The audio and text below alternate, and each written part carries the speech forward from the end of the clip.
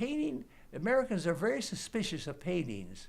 And it dawned on me something like the most extraordinary thing, that one can spend a lot of time making an object whose only function is to be looked at. That's ridiculous. That's very un-American. In '68, Jefferson Art School died, and my painting had come to a stop, and I got a call from a friend, would you like to teach out here? Well, I didn't know how to spell Albuquerque, but anyway, best move I ever made.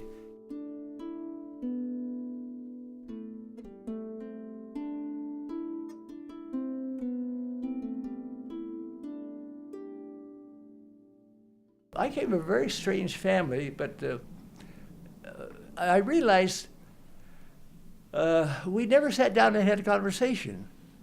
You know, we would do things, we had activities, and we'd talk, and the dinners were marvelous, the house was very attractive, and I talked to my friends differently than I did when I was a child, so that is very helpful. She was the camouflaged tyrant of the family. And it had to be her way or nothing. So I stayed aside. It was wonderful getting in the Army, because people were doing things that were not Hammersley way, and it worked. That really surprised me, because I thought Mother's way was the way. Just get out of the house. That was my aim. And the thing we learned: never let the screen door slam, because then you're asked where you're going. See? It's amazing how much things you are inside that you haven't had a chance to spill out, and to have a person that you could talk to is very helpful. The conversation, I realize, is a method in which one waits until he stops talking so I can. God. Well, see this painting here, this little teacup? My father did that when he was 75, and I've always enjoyed it. So he started off small, and then he did a picture and something larger. And then I have paintings where he made larger painting, and he would get in shows. And he said, now I understand what you mean by getting in a show. And when he got $25 prize, he was on top. Yeah, but I've always enjoyed that little painting. My father lettered rather than write. I said, well, I can letter better than that. So I made signs for him. And then I got a job painting in the theater. And so when I went to San Francisco, I went to some funny art school. And when Susie brought home a folio from Chenard, I didn't get along with her too much, but when I saw the folio, I changed. So I went to Chenard in '41. It was delicious. That was the academic world, you see. The abstraction didn't exist. So I took a photographic class, so I knew how to make a print. When I first went to university, when I left art school, I didn't know what to do, so I was just winging it, which was un-Hammersley-like. This shop is where I make my frames long ago. And the things, everything you see up, I've made the frame. You see this laugh here, this here? That's taken down from the ceiling in my living room, but it was a nice texture. And this is where I used to paint. After I taught for 3 years, and I put enough money aside to just work, I was very successful in being invisible for many years. Why were you invisible? No one liked the paintings. Why?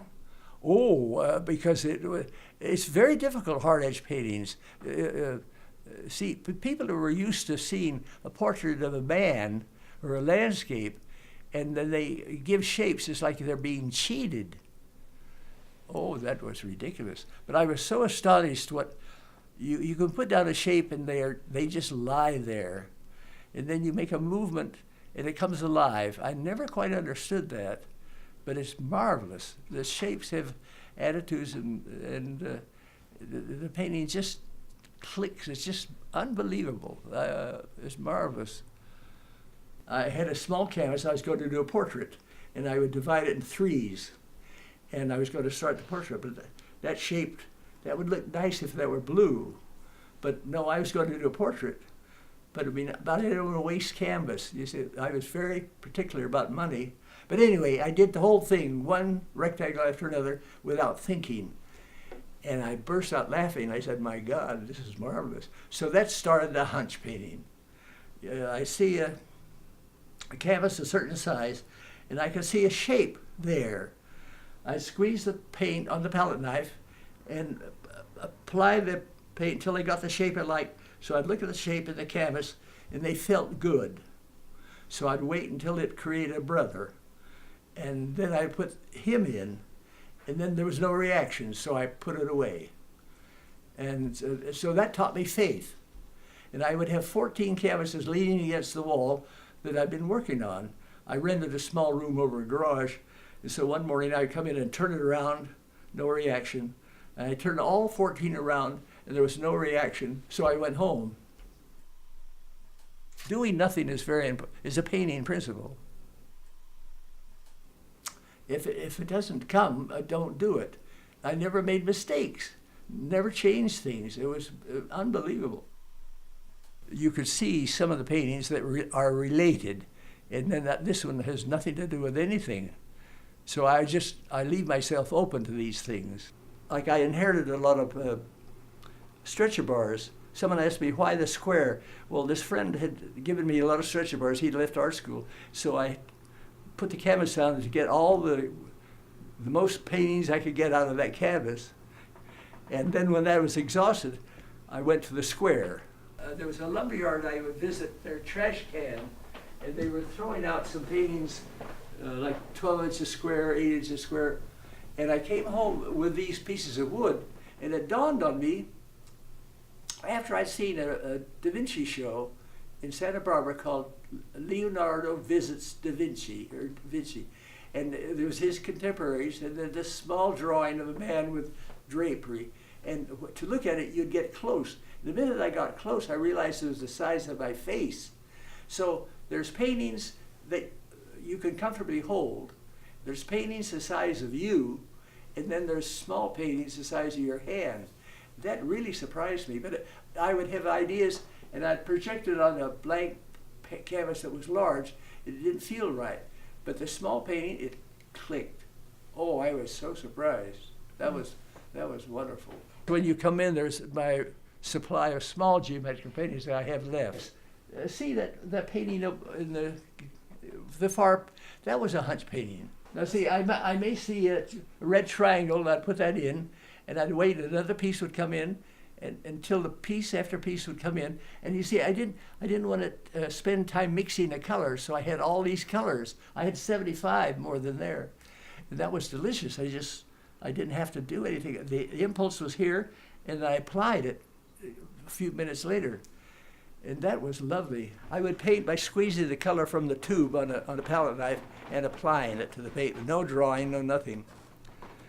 That's how that started. And then one day I was going to Pomona College. I taught there for a few years, and I saw a painting in my head. And I came home and put it in a book. And then it scared me because it was only 4 shapes. And so we both aged together until one morning I painted it. And the Birth of the Blue catalog, do you know that? Mm-hmm. That painting is near the front of the book. All these different things, I was trying to go someplace, I don't know where it was, but until I hit it. See, this one I may have made because I checked it. Now, if I liked it, then I'd put it here. Then we'd rest a while because I wanted to be sure it was right.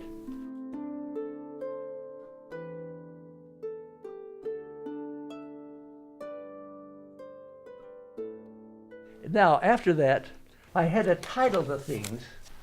I put the painting out, and I free associate Santa Claus, gloves, winter, cold, don't like that. I'd write these things down as it came.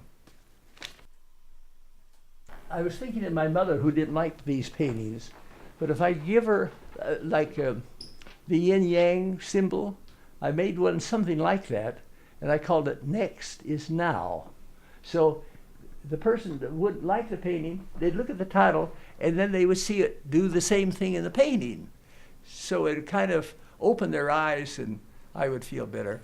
I heard of a painter in Israel that would do a painting a day. And I thought that was very interesting. The painter should be able to shift in any gear. So I tried that, and I said, I'll try a big one. This was one of the early organic ones. It was out of my depth. I couldn't handle it. So I went to small painting. And then as I got older, it stopped. I get ideas, but I didn't have the energy to do anything. But I had finished working.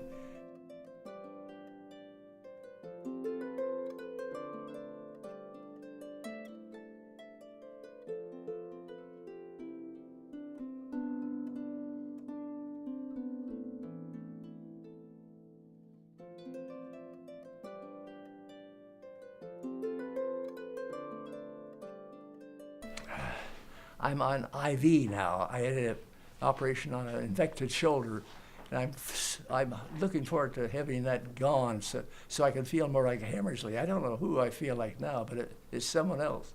Are you not painting now?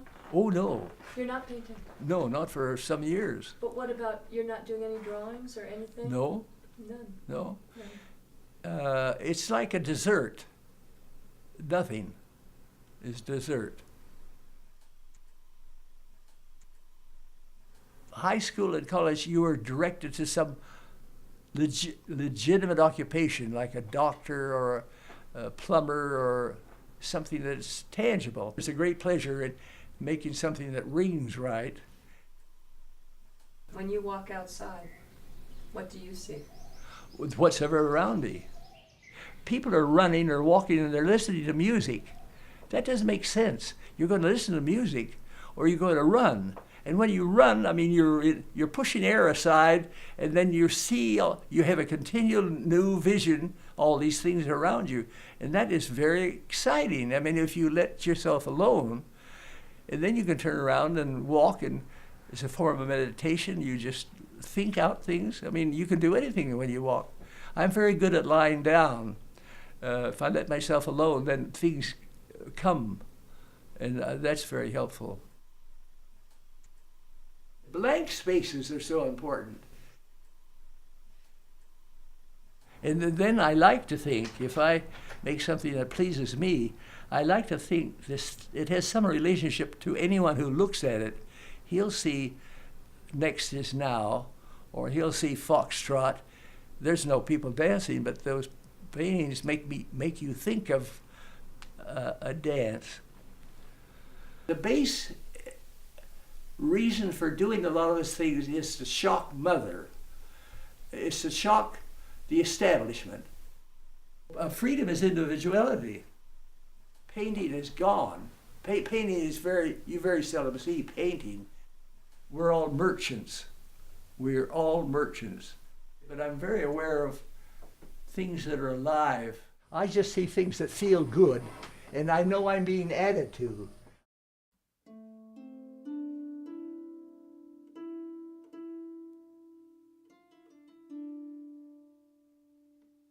Oddly enough, it doesn't have anything to do with your mind. The mind is helpful to pay the gas tax, pay your bills, but this is another category. It's very. I admire the poet and all these people that make things. An American Indian said, everything you see comes from Mother Earth. Now that's quite extraordinary. Do you believe that? Oh, I certainly do. Oh my God, everything you see comes from the earth.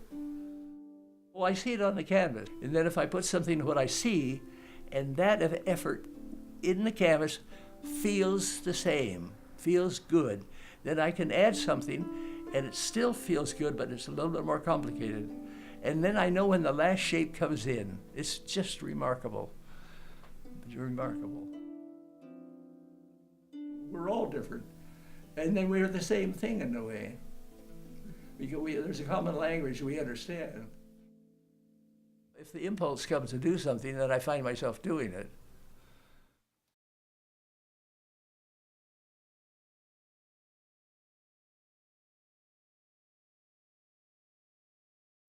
So that's it, right?